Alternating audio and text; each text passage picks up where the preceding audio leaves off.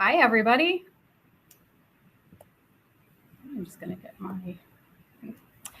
Hi, everybody, and welcome to our keynote address session. My name is Alyssa Arkaya, and I am the Deputy Director for the Water Division at EPA Region 2, which includes New Jersey. And I'm pleased to have been on the steering committee for Jersey Waterworks for the last several years. And it's my pleasure today to introduce our keynote speaker, Colette Pichon Battle, Executive Director of the Gulf Coast Center for Law and Policy. Colette is a generational native of Bayou Liberty, Louisiana. As founder and executive director of the Gulf Coast Center for Law and Policy, she develops programming focused on equitable disaster recovery, global migration, community economic development, climate justice, and energy democracy. In addition to developing advocacy initiatives that intersect with race, systems of power, and ecology, Colette directs the Gulf Coast Center's legal services on immigration and disaster law. She's worked with local communities, national funders, and elected officials on the post-Katrina and post-Deepwater Horizon disaster recovery. She was a lead coordinator for Gulf South Rising 2015, a regional initiative around climate justice and just transition in the South. In 2015, Colette was selected as an Echoing Green Climate Fellow. In 2016, she was named a White House Champion of Change for Climate Equity, and in 2018, Kenyon College awarded her an honorary doctorate. In 2019, Colette was named an Obama Fellow for her work with Black and Native communities on the front line of climate change. And this year, she was appointed a Margaret Burroughs Community Fellow. She also leads the Red, Black, and Green New Deal, the national climate initiative for the Movement for Black Lives. I'll be back after Colette's talk to moderate the Q&A, so please get your questions ready. But now, please join me in welcoming Colette Pichon Battle to the virtual stage. Thank you so much, Alyssa, and thanks everyone for being here. It's such an honor to join y'all today. I'm Colette. I use she, her pronouns, and I'm excited to talk with New Jersey. One of the things I have been thinking about are the connections between New Jersey and Louisiana. And I just want to say, I think we might be cousins. So I'm excited to talk to you as family today, to bring a little bit of my heart to the conversation. And I look forward to questions at the end of this address to see where y'all are and to see if there's anything I can offer my opinion or suggestion to. First, I would just want to say thank you to Alyssa, Paula, Lauren, Trisha, and all of the folks who are working behind the scenes to make sure that this works.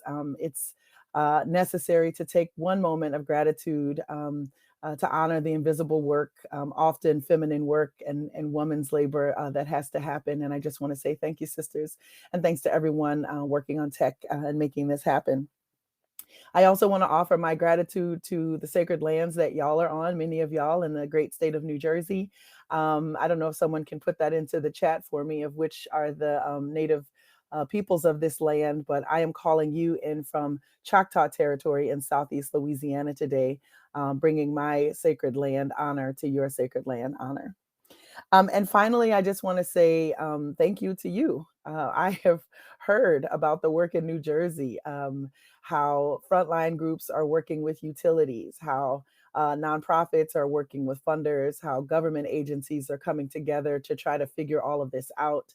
And I have to say, as someone who has been working in coalition for 16 years, I know that it is no small feat that you are accomplishing every day, that you return to the conversations, return to the meetings, recommit to the work of New Jersey, and recommit to honoring the water and people's access to it and the preservation of it. So I just want to say thank you to you for all of the work that you hadn't gotten thanked for this year, for all of the time that you've put in that no one has given you that nod for. Let me just say, we need New Jersey to win on water for the rest of us. So just thank you for your commitment. Just thinking about, the Garden State and the Bayou State, thinking about our role in this conversation around not just water, but climate and the real impacts that we're seeing now has been something that's been a little bit fun to think about. I think we come from the states that people, they love us, but they make fun of us, right? I mean, let's just be honest about it. There's a little bit of a joke here when it comes to garden states having mass pollution and environmental justice issues, as well as bayou states and areas around here knowing the value of our ecosystems, but continuing to drill and dirty them and poison them and pollute them. It's kind of funny and it's kind of not funny, but I think it's more indicative of a political reality that many of us are trying to work through. How do we advance our society in a way that feels comfortable, normal, easy, while addressing a crisis, a global crisis that is getting increasingly difficult, complicated, and complex? I think the answer to this question is we have to work together. And I know that that is the simplest of answers, but it is, I think, in fact, the answer. And so let's talk about what climate change is looking like in New Jersey.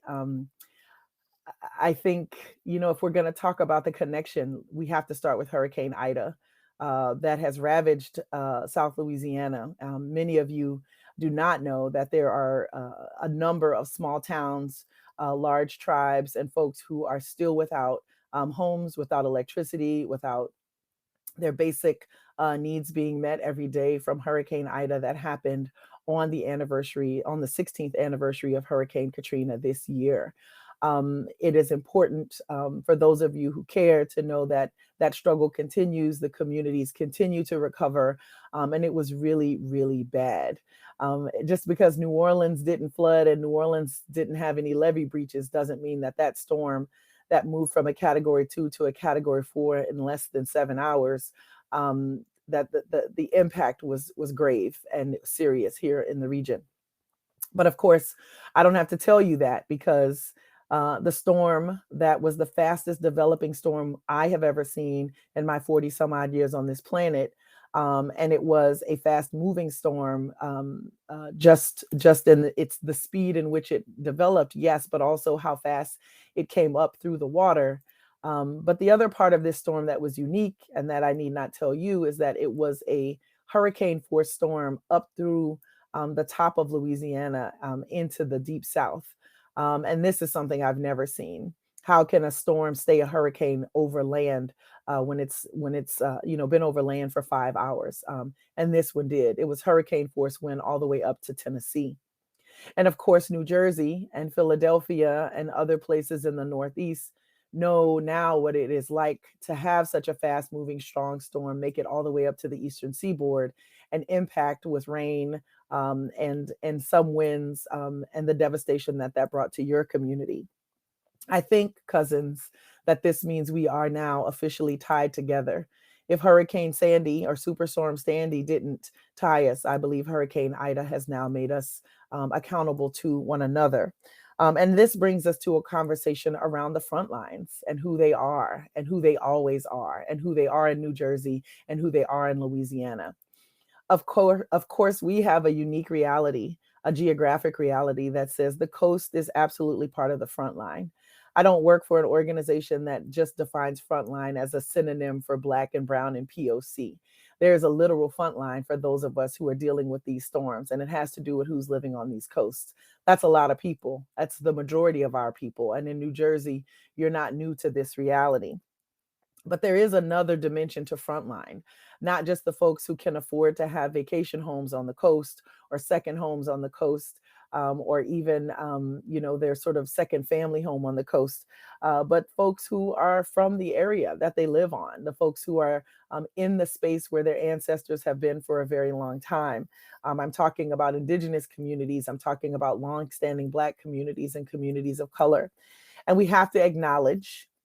We don't have to spin, we don't have to sit, we don't have to stay there, but we do have to acknowledge that the front lines in South Louisiana are the front lines in New Jersey, because our government systems, our social systems allow for an intentional targeting of particular groups of people that make them vulnerable. These folks don't just become vulnerable. They're not just vulnerable. They didn't just wake up vulnerable.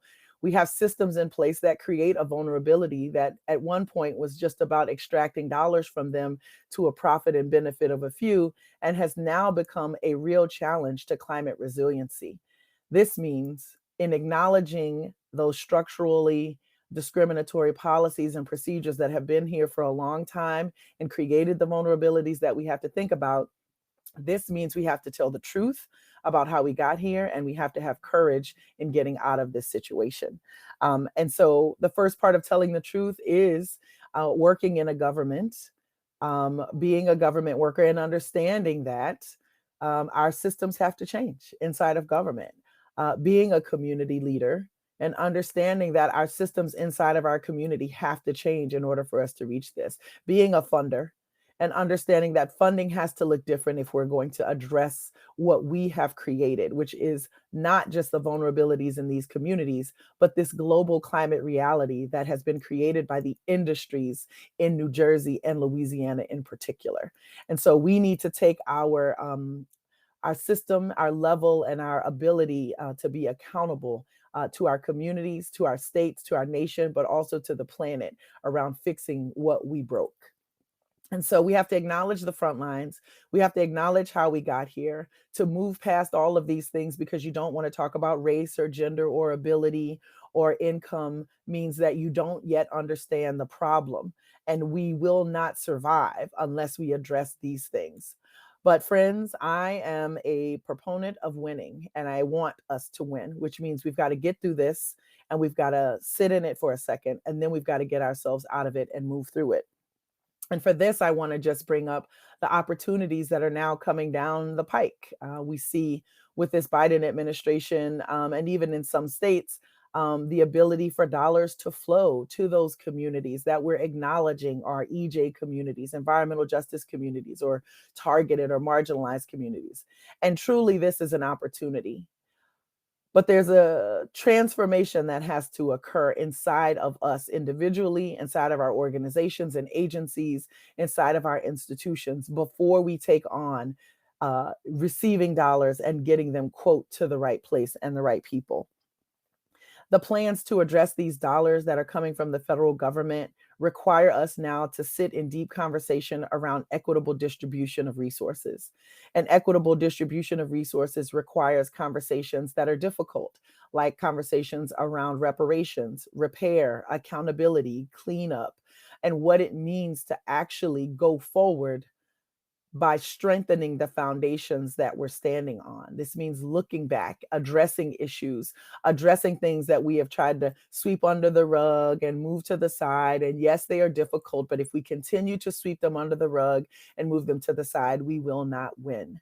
And so these conversations around billions of dollars that will come to our states and go down to our environmental justice communities are wrought with the problem that many of us don't know that we yet have. And that is our addiction, not just to a capitalist system that doesn't work.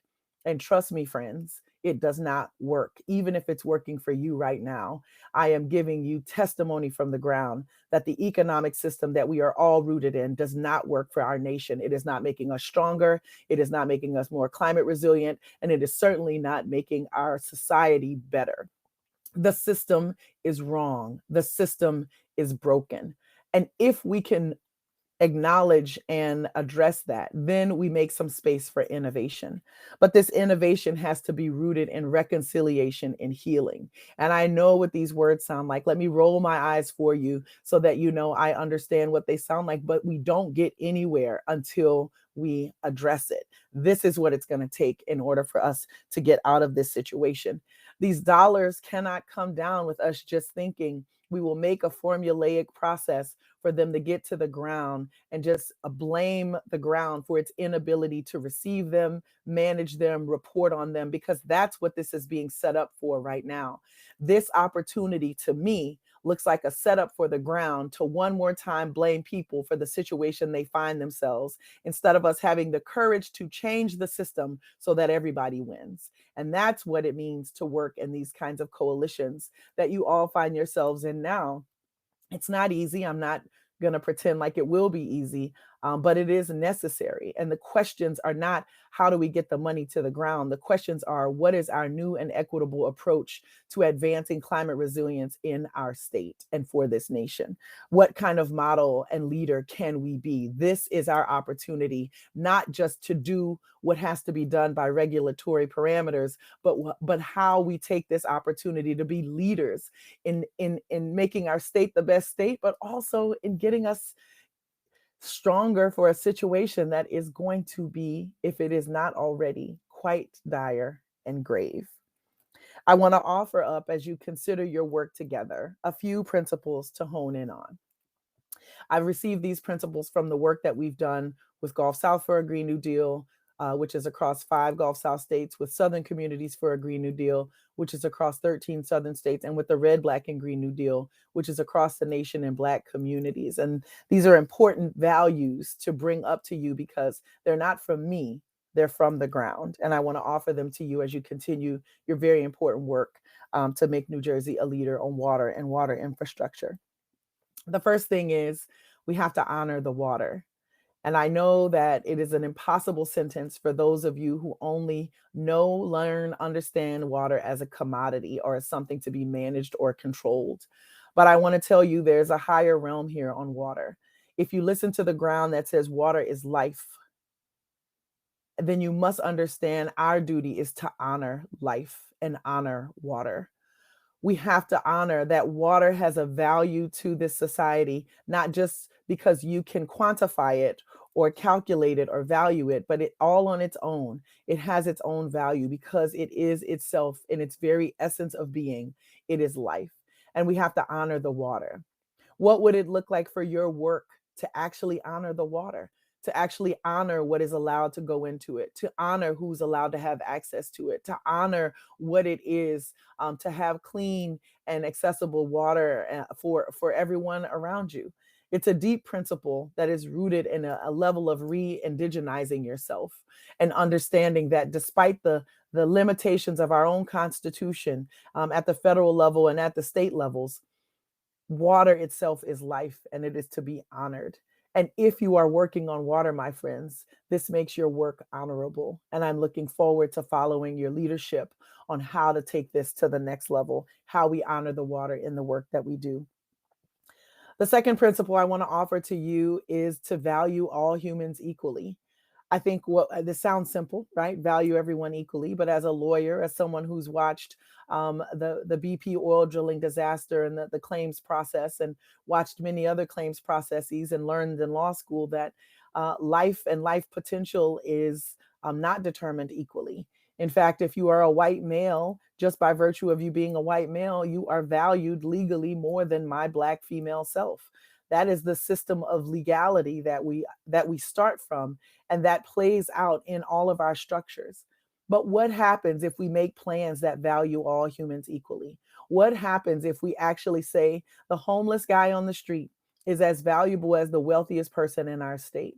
What happens if we start to value all people equally so that burdens of environmental injustice aren't just borne by a particular few who can be categorized by race or income, which is how our environmental justice policies are going now?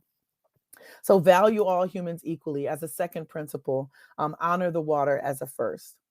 And then the final principle I want to bring to you is around divest, invest. This is a principle that has been used in the climate movement and is also being advanced by the movement for Black lives. And it means something very simple, rooted in the apartheid movement coming out of South Africa, inspired by the civil rights movement coming out of the US South. The principle is simple.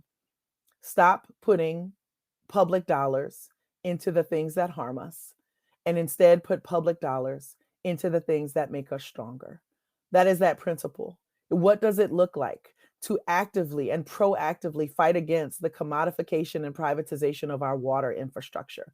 What does it mean to collectively advance community control of these natural resources? What does it look like to invest in publicly owned things as opposed to give people opportunities to privately own natural resources that we all share as a commons? This is revolutionary. This is radical. Sure, it can be those things if that's what it needs to be for you. But it's also quite simple. Honor the water, value all humans equally, and invest in the things that make us stronger and divest in the things that harm us. These are the principles that I want to offer to you because I think as you continue your work, and I know and I honor you because I know it is not easy work, especially with the different types of groups that you're moving with. But if these principles can be at the center of your work, they can not only help your work in New Jersey, but they help to feed and acknowledge and honor the movement on the ground toward climate justice and ecological equity. So with that, I want to say just thank you for hearing me. I think we have some time for questions if I'm not mistaken, and I'm looking forward to engaging with each of you and offering a little bit more from your questions. Thank you so much for that talk. It was wonderful. And we do have some questions coming in the chat. We've got about 14 minutes. So if you have a question in mind, feel free to put it in the Q&A section. It's on the right-hand side of your screen. But I'll get started with the first question. Can you talk about your work with the Water Equity and Climate Resilience Caucus, and how can folks in New Jersey get engaged? I love that. That must be from one of my friends. Yes. So the Water Equity Climate Resilience Caucus, and please feel free to Google it and look it up. We are the Gulf Coast Center for Law and Policy. My organization is co-chair with Policy Link out of Oakland for this national formation of frontline water protectors engaging in federal level policy. We are from all over the United States, and we are from all of the communities, the many communities that the U.S. represents, and we can always and welcome and use more. So we welcome you to come in and to join us. But the work that we've been able to do over the last couple of years has really been around influencing federal policy from the frontline perspective. I want to give my tip my hat to Policy Link, and especially the leadership of Kalima Rose and so many others who are helping us to use the access that Policy Link, I think, has built over the years, but also to offer that access to the frontline water protectors coming out of places like Detroit and Flint and New Orleans and Alabama and the Central Valley of California and Hawaii. So the work is really around influencing federal legislation. We welcome you. But there's another piece of work inside of that formation that has to do with how we take leadership from the front lines around change. For many of us, federal policy wins even don't equal change at the ground. And this is something I want to say with love to our policy leads, all of you policy directors, all of you policy wonks. It's true. We should celebrate every single piece of ink we can get on the page. But it is also true that that policy win is never enough. In places like the Red South, in places like rural America, we need much more than a piece of paper to ensure that change occurs. So this is also a space where we've been learning how to connect community action to federal policy demands. And this is where I think the movement really has some room to grow and some opportunities to go big as we confront this climate crisis. We're honing in on water equity. This includes access to affordable drinking water. This includes access to sewage. This includes water as a human right. This includes the infrastructure workforce required to upgrade our infrastructure across the US. And it also includes conversations, decisions, and actions around floods, droughts, and sea level rise. So I would just tell folks to check us out.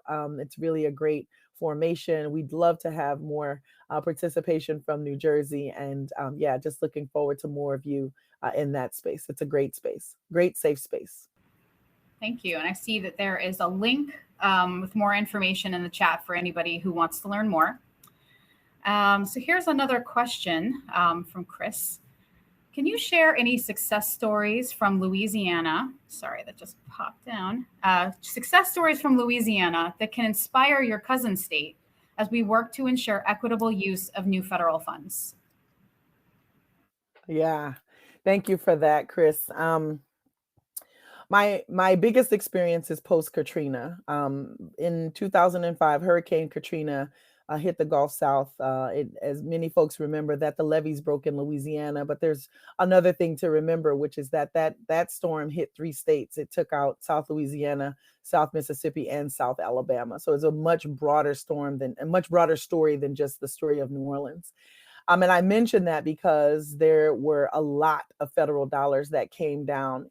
3 different states, 3 different governors, but the same federal dollars that came down. And so I got to see what it looked like, what it looks like to have a federal program and then it come down and how it plays out in different states. And let me just say before I get to the success, it is important to understand that the relationship between the federal administration and the state governor is important. We saw dollars play out in a particular way because there was a Republican president, a Republican governor in Mississippi, deep relationships, and how money was able to flow versus Louisiana, which had a Democrat governor at the time, and the challenges that came with that. So I just want to tell you that the politics of this thing is really part of this thing. Whatever those federal dollars are, that relationship is going to be an important one for you to understand and know. I think some of the biggest success stories that I've been able to see of the federal dollars is sadly, a lot of it started through litigation, to be honest. When the federal dollars started coming down, the